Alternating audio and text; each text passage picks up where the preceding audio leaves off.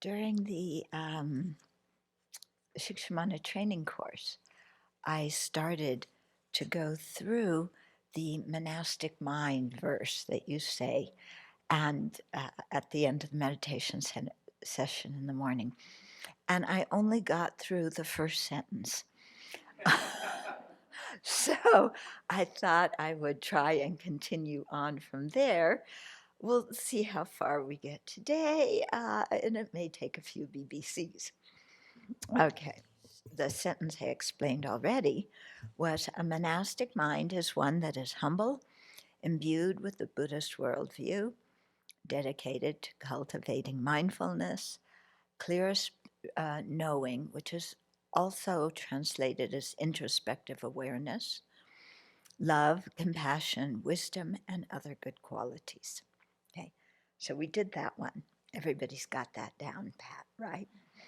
Then the second sentence, being mindful of the kindness I have received from all sentient beings, I will relate to them with patience, kindness, and compassion. Okay, again, one short sentence, but oh my goodness, can we do that? I mean, sentient beings can sometimes be, they're too much, aren't they? You know, they say they're going to help you, and then they do the opposite. They say they love you, that they're your friend, and then they betray your trust.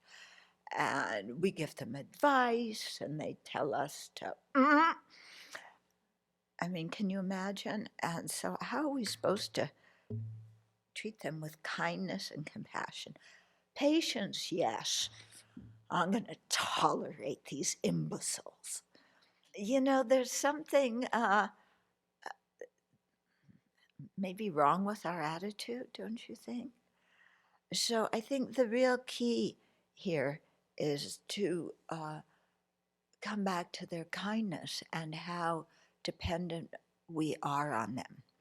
Not only now for our food, clothing, medicine, and shelter, and your cars, computers, and everything else, because none of us can make any of the things by ourselves. Even if you're a super techie person or you're a super engineer, you can't build anything by yourselves. Everything is so interrelated, has so many parts, so many components, that we have to rely on other living beings just to do anything. Yeah. And and that's just now staying alive.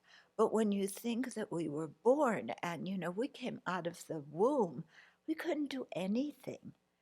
Yeah. Have you ever tried looking around and thinking of the people you see as babies?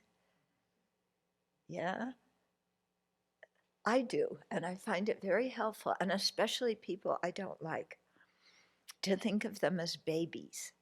And because babies are cute, babies, you know, they mean well, and it's easy to forgive them when they cry in the middle of the night.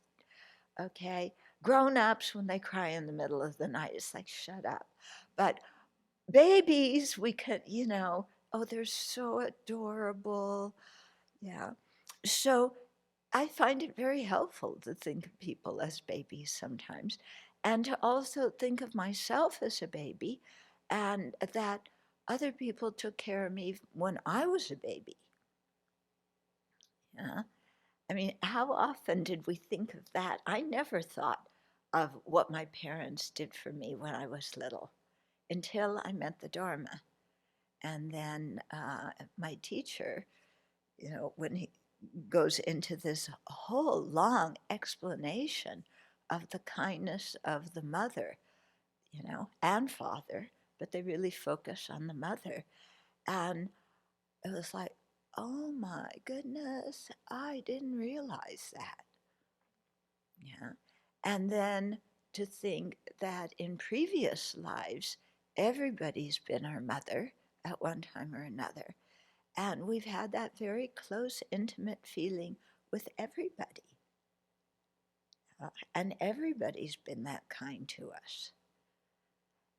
No, so when you really do that meditation again and again and again, it changes something inside of you about how you look at others, and you begin to realize that how others appear to you right now is only a fleeting appearance. It's not who they really are. It's not the sum total of your beginningless relationship with them in all the different rebirths that we've taken. And so our mind starts to expand, and we stop just putting somebody in one little box with a category according to how they've related to us for actually a very short period of time, even in this life. And we open our mind uh, to the fact that we are not some independent, self-sufficient person who's going to, do everything in the world just by our own power. That such a person does not exist.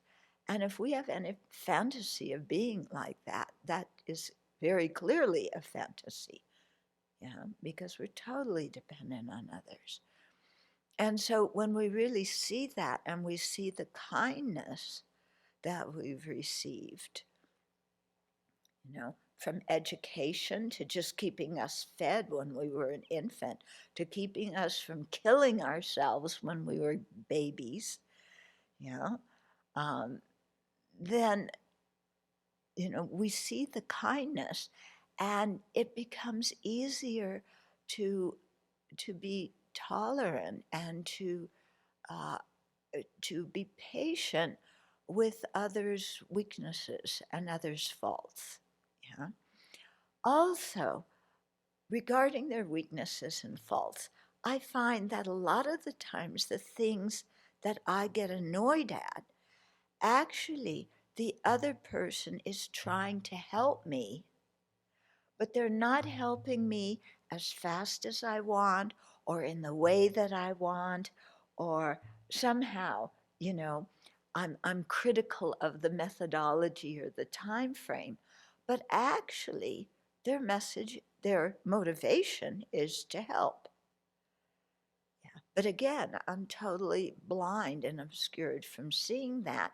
And instead, the mind focuses on what I don't like about what's going on. Okay. So that is that mind that's always looking at what we don't like, the one small thing. Uh, you know, they say that you paint the whole wall one color, and then, oh, there's a spot over there. And what do you focus on? Not the whole wall that's one color, but the little bitty spot that is this big, that's a slightly different color. Yeah. And that's our problem. Yeah, it's not the problem of the wall. So, in the same way, it's our problem when we just hunker down and focus on what we don't like instead of really seeing the big picture. Okay, so being mindful of the kindness I have received from all sentient beings, because at one time or another in all of beginningless samsara, we have received kindness. I will relate to them with patience or fortitude, kindness, and compassion. And to realize that just as I am imperfect, so are they, or just as they're imperfect, so am I. And just as they have the Buddha potential, so do I. And so to cut down on this discrimination between self and others. So we just did another sentence. Yeah, hopefully it'll give you something to think about in the morning. Now, for your amusement, I will read you uh, something that came through in an email today. Okay, did it crack you up as much as it cracked me up? I couldn't stop laughing. Okay, so somebody wrote in Yeah, and she was thanking for the teaching I had given last week. And then she said, Venerable children could have been on a tropical beach sipping hot chocolate and coconut milkshakes, surrounded by a dozen grandchildren, brushing her long gray hair, while her kids prepared an evening feast. I, for one, am beyond grateful that she made the choices she did.